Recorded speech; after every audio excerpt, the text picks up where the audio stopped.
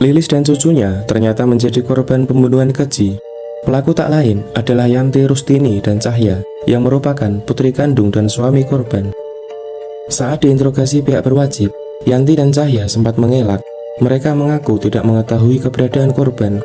Namun saat polisi berhasil menemukan bukti-bukti kuat, Yanti dan Cahya hanya bisa tertunduk dan mengakui semua perbuatannya.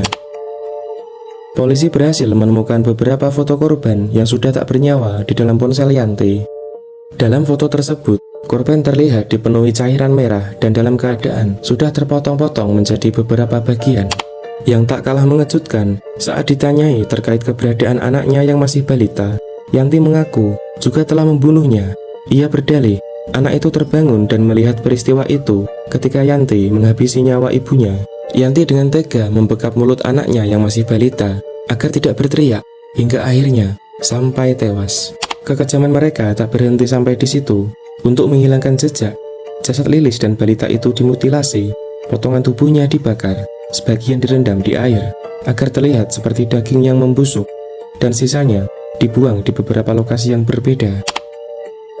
Semua ini dilakukan untuk menyamarkan aksi biadab mereka.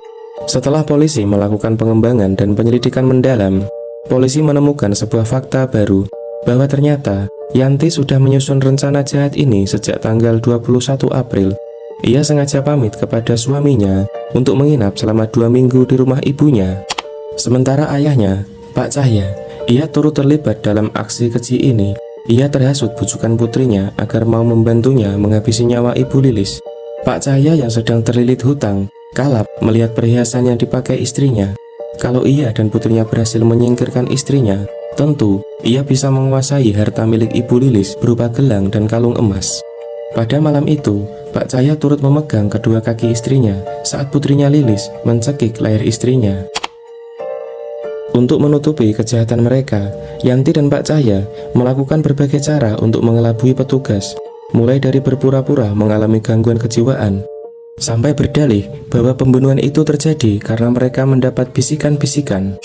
Kepala Desa Cibanteng, Nuryani menjelaskan bahwa sebelum ditangkap polisi, Yanti dan Pak Cahya beraktivitas seperti biasa. Hal itu membuat warga tidak menaruh curiga sama sekali. Pak Cahya melakukan rutinitasnya di ladang dan masih tetap bekerja sebagai buruh pecah batu di kampung. Sementara Yanti masih sering berbelanja ke warung dan beraktivitas di rumah seperti biasa.